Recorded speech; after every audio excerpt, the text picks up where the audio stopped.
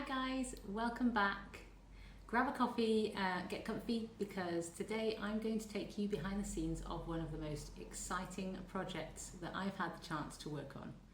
But first, for those of you who don't know me, my name is Sophie and I am a hyperreal graphite artist working in the UK. I work with collectors and brands to create statement visuals for, you guessed it, their watches. And I designed not one but two special edition British Watchmaker Day watch dials for Isotope Watches, both featuring the Union flag but in very, very different ways. This was honestly a standout moment for me as an artist, and it all started with a pretty simple brief from Jose, the founder of Isotope. He said, we need two dials, they both need to be red, white and blue. They both need to feature the flag, and you can choose from the cloisonné and the marquetry which one you want for either. And that was it. Pretty open-ended, right? And dangerous words to say to an artist.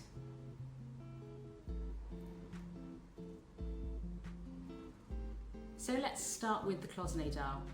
If you're not familiar with cloisonné, it's an enamel technique used where liquid glass is applied in cells, then fired, creating these incredible glossy, vibrant surfaces. It's delicate, it's fluid, it's alive with light.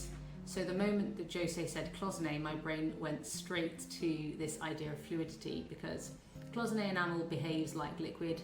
Well, it is a kind of liquid when it's applied. And I thought, why not let the Union flag itself feel like it's been poured into the dial? Not rigid, not sharp, but moving and flowing, almost like a paint swirling in water. And that's what guided the design. A flag that feels alive, that catches the light in the curves, almost as if it's in motion.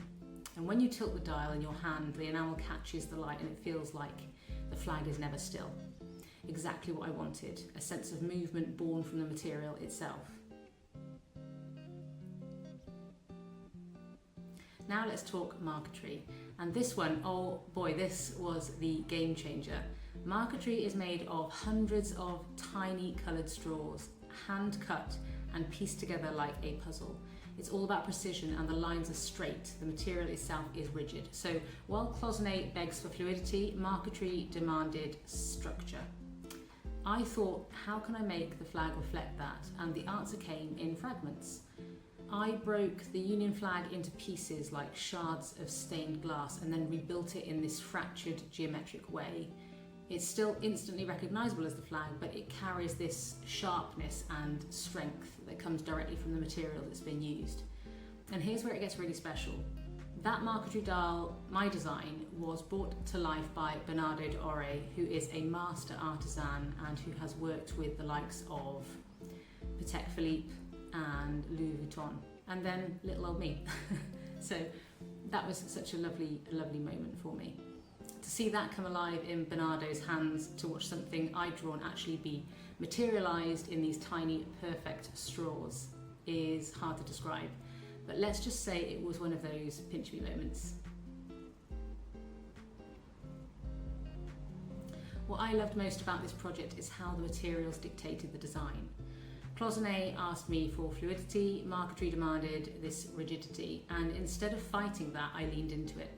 It's a kind of reminder really that art isn't always about imposing your own idea onto something. Sometimes it's about listening to the medium and letting it shape what you create. And in both cases, the Union flag became something new, not just a symbol, but a reflection of the material, technique, and the collaboration.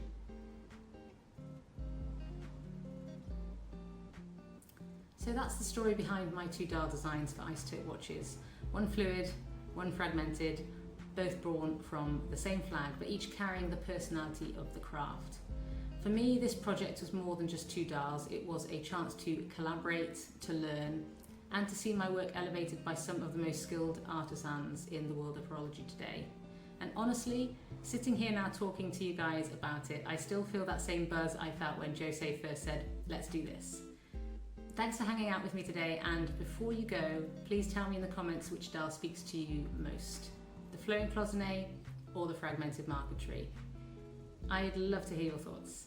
And oh, before I forget, what's on the wrist? So I'm wearing the Heron, it's not the marquetry, it's not the cloisonné unfortunately, it's a Heron Rainbow Mariner, and I've wanted this dial for a long time. It is gorgeous. The colours on this dial are so lovely, and it's me clinging on to the last moments of summer, even though it's kind of autumn now.